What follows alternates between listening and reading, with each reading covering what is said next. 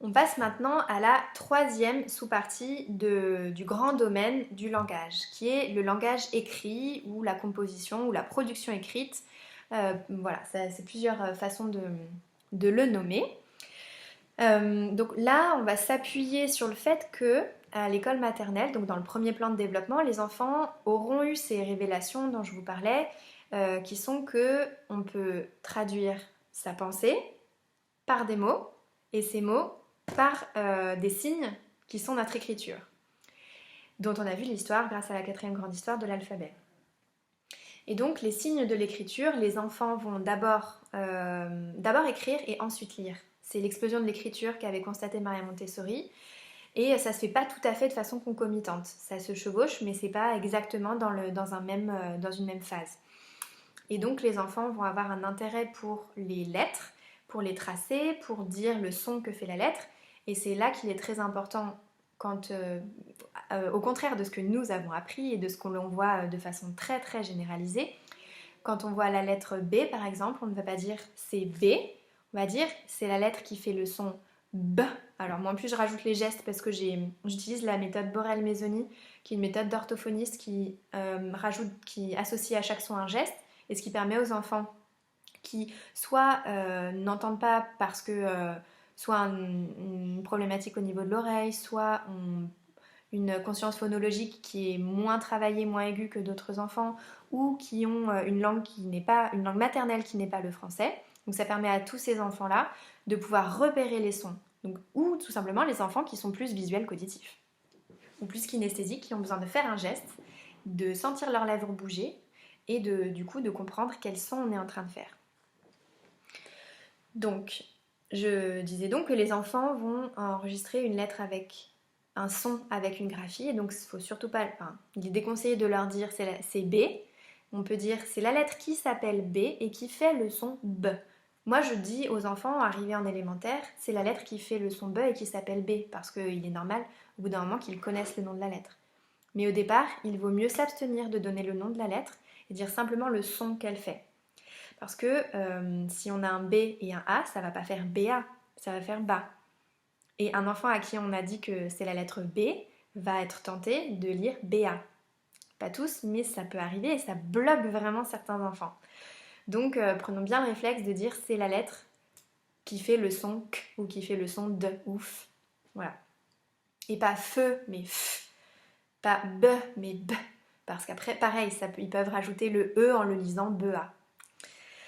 Donc voilà, on s'appuie vraiment là-dessus, sur cette découverte qui est faite en maternelle et sur tout le travail de motricité fine qui est fait aussi en maternelle, avec tout ce qui est des domaines de la vie sensorielle, de la vie pratique. Donc tout ça, ce sont des préparations indirectes pour la tenue du crayon, de l'outil scripteur, quand on veut parler avec des grands mots de pédagogue pompeux. Donc c'est la tenue de l'outil scripteur qui est préparé de façon indirecte avec tous ces travaux qu'ils vont faire en maternelle et qu'ils vont répéter avec plaisir. Et donc en plus de ça, il y a ce qu'on appelle en langage les lettres rugueuses, que je reprends aussi un petit peu en élémentaire pour les enfants qui sont en phase de transition entre le premier et le second plan, et donc qui ont besoin de toucher, de tracer le contour de la lettre et en même temps de faire le son. Donc là par exemple je fais le F. Donc on va toucher la lettre qui est rugueuse sur un support en bois et en même temps dire F. Et ensuite petit à petit on va accrocher deux lettres dont on connaît le son. F, I, ça fait FI. Et donc ça c'est au-delà de savoir que chaque lettre fait un son, de prendre conscience que quand on regroupe deux lettres on va obtenir un autre son qui est la combinaison de ces deux sons, une syllabe. Et que parfois, quand on regroupe deux lettres, on va obtenir un troisième son. Donc dans la classe, ce que je dis aux enfants de façon imagée, c'est que ces deux lettres, elles s'aiment tellement, tellement fort. Par exemple, le O et le U, ils s'aiment tellement, tellement fort qu'ensemble, ils créent un nouveau son. Un petit peu comme deux parents qui s'aiment tellement fort qu'ils créent un bébé. Et du coup, une nouvelle vie. Donc là, ils créent un nouveau son. O et le U qui créent le son OU. Donc voilà, on s'appuie là-dessus et on l'approfondit donc en élémentaire. Tous les enfants n'arrivent pas forcément lecteurs en élémentaire et c'est complètement ok. Les enfants apprennent à lire en moyenne entre 5 et 7 ans. Ce n'est qu'une moyenne, ça ne veut pas dire qu'il n'y en a pas qui y arrivent avant et ça ne veut pas dire qu'il n'y en a pas qui y arriveront après. Il y a certains enfants pour qui le déclic arrive tard et c'est pas grave. Et plus on va leur mettre la pression pour qu'ils sachent lire à l'âge du CP, qui est décrété comme étant là en France, parce que c'est pas le cas partout, comme étant l'âge où il faut savoir lire. Et si au mois de novembre de l'année de CP, l'enfant ne sait pas lire, les parents sont inquiets. Et je comprends leur inquiétude parce que c'est ce qu'on nous a mis dans la tête, mais en réalité, c'est pas vrai. Les enfants peuvent apprendre à lire jusqu'à tard. Il y en a qui apprennent très tard et qui réussissent quand même très bien leur vie. Donc pas d'inquiétude. Et plus on va mettre la pression à l'enfant, plus il risque de développer de blocages psychologiques ou affectifs sur la lecture. Et même s'il arrive à lire, peut-être que ce sera moins un plaisir, qu'il va faire le strict minimum pour qu'on lui fiche la paix, mais que ce sera jamais quelque chose qui le nourrit vraiment. Alors que si on laisse les choses se faire, tout en étant toujours prêt à proposer quelque chose pour que l'enfant apprenne à lire, les choses se font de façon beaucoup plus naturelle et un enfant qui est placé dans un environnement où il voit des adultes lire. Lisez devant votre enfant. Si votre enfant ne vous voit jamais lire, il va probablement avoir moins envie de lire. Ou en tout cas, moins en comprendre l'intérêt. Donc si un enfant est placé dans un environnement où il voit des adultes lire, d'autres enfants lire, où il entend des adultes lui lire tous les jours des histoires, je lis tous les jours aux enfants, il faut lire tous les jours à voix haute aux enfants, et où il entend d'autres enfants lire, où il conçoit, il comprend que pour accéder à une information, à une blague qui a été écrite, à une donnée sur son animal préféré qui a été écrite dans un livre, il a besoin de lire. Cet enfant lira. Mais si on lui a dit dès le départ, tu dois lire, tu dois lire, tu dois lire, comment ça se fait que tu saches pas lire? Il va commencer à se dire, mais je sais pas lire, je suis pas normale, il y a quelque chose qui cloche chez moi, mince, et puis je fais de la peine à mes parents, et puis je fais de la peine à ma maîtresse ou à mon maître. C'est pas ça qu'on veut pour l'enfant. Ce qu'on veut, c'est qu'il arrive à lire pour se faire plaisir, parce qu'il en perçoit de l'intérêt. Bon, je m'aperçois que j'ai un petit peu dévié sur la lecture. Je suis partie de la production d'écrit et j'ai dévié sur la lecture, mais c'est pas grave, on peut lier les deux, puisque écriture et littérature sont intimement liées, comme tout dans l'univers, tout est lié. Et du coup, donc pour en revenir sur l'écriture, les enfants commencent à produire leurs propres écrits, n'arrivent pas tout de suite à se relire d'ailleurs. Parfois on leur demande qu'est-ce que tu as écrit et ils savent pas trop, c'est pas très grave, ça passe, c'est une phase, et au bout d'un moment ils arrivent à lire. Et je vous assure, pour l'avoir vu, que quand un enfant lit son premier mot, qu'il lève les yeux et qu'il a des étoiles dans les yeux parce qu'il est arrivé à lire son premier mot, c'est magique. Ça me donne envie de pleurer et de hurler de joie en même temps à chaque fois. Donc c'est vraiment un super beau moment qui doit être célébré à sa juste mesure, c'est-à-dire tu sais lire, tu n'es pas encore expert, c'est vrai, mais tu sais lire, tu as compris, tu es entré dans la grande famille des gens qui ont compris comment lire. Tu fais partie de toutes les personnes qui vont pouvoir accéder à ce petit miracle, à cette chose un peu magique de la lecture. Donc voilà, c'est vraiment un beau moment pour les enfants. Je redévie sur la lecture, c'est terrible ça. Donc l'écriture. Les enfants parfois ont des difficultés à écrire, ils veulent pas écrire parce que ça peut être difficile pour eux. C'est que ils ont encore besoin que leurs mains se préparent. Donc là, toutes les activités de motricité fine, pâte à modeler, perles, couture, tricot à doigts, tout ce qui peut permettre de manipuler des toutes petites choses et de travailler ce qu'on appelle la pince, le fait de pouvoir faire ça, donc manipuler des pinces à linge, des pinces à cornichons, enfin toutes les activités qui nécessitent les doigts, sont importantes pour les enfants pour pouvoir délier ce mouvement de l'écriture. Faire aussi sur des grandes surfaces de papier, des grands gestes déliés pour délier à la fois l'épaule, de façon latérale, mais aussi le coude, le poignet, les doigts. Voilà. Après, on fait en sorte que les enfants arrivent à bien positionner leurs doigts pour tenir leur outil. C'est une grande vigilance à avoir. D'après ce que j'ai lu, si l'enfant tient son crayon, si l'enfant ne tient pas son crayon correctement après 6 ans, je crois, il n'y a plus grand chose à faire pour rééduquer, on va dire, son geste. Et il écrira en tenant différemment son crayon.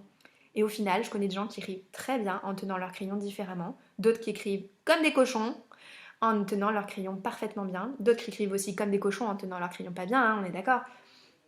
Mais je pense pas que ce soit la chose la plus importante. Ce qui est important, c'est que vos enfants aient envie d'écrire et ne soient pas bloqués par la difficulté du geste.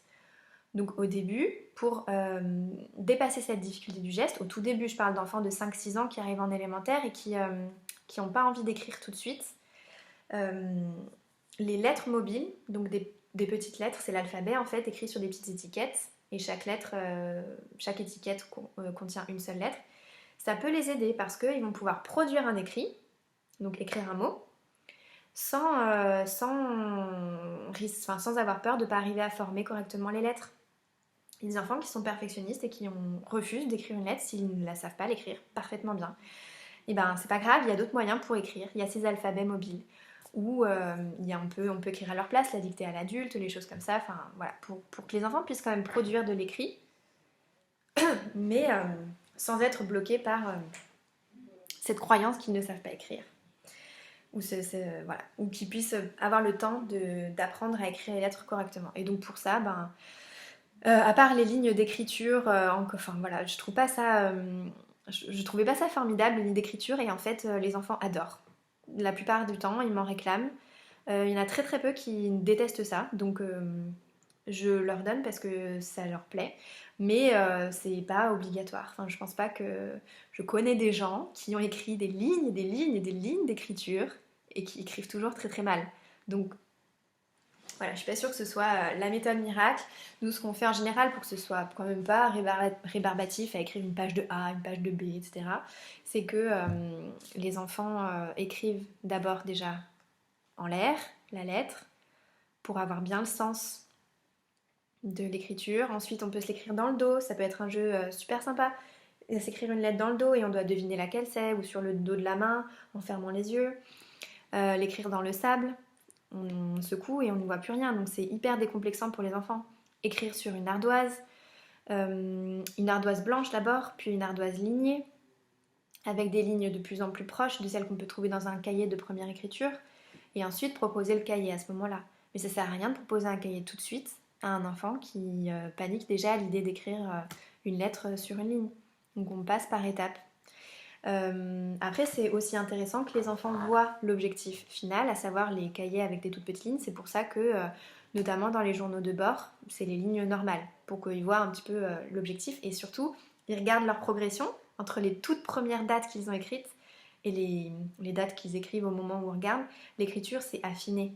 Et au début, il y a un mot sur une seule page, sur 2 pages. À la fin, ils écrivent une date sur une ligne, et même si c'est pas exactement entre les interlignes, c'est pas très grave, ça vient. Ça viendra. Donc voilà, pour la production d'écrit. Ensuite, on va s'inspirer de toutes les situations qui peuvent donner envie d'écrire. Donc ça peut être de faire un compte-rendu de quelque chose qu'on a découvert et qu'on veut partager aux copains. Faire un exposé avec des jolies lettres bien décorées. On peut faire de la calligraphie. On peut écrire une histoire. On peut écrire une pièce de théâtre. On peut écrire un scénario de film. On peut écrire de la poésie. On peut écrire des charades, comme on en a fait en début d'année, voilà, des enquêtes, tout est support à l'écriture. On peut écrire des lettres, et on étudie en même temps les différents genres de la littérature, les différents supports de l'écriture. En ce qui concerne la question donc, que je place dans la sous-partie de la production d'écrit, la question de l'orthographe, c'est une question qui revient beaucoup. Alors, on ne parle pas vraiment d'apprentissage systématique d'orthographe avant 8 ans à peu près. Au début, la priorité, c'est que votre enfant se sente légitime et libre d'écrire. Peu importe s'il y a c'est truffé de fautes, c'est pas très grave. Peu importe même s'il oublie quelques lettres, c'est pas très grave. Le but, c'est qu'il écrive et qu'il se sente en confiance pour le faire.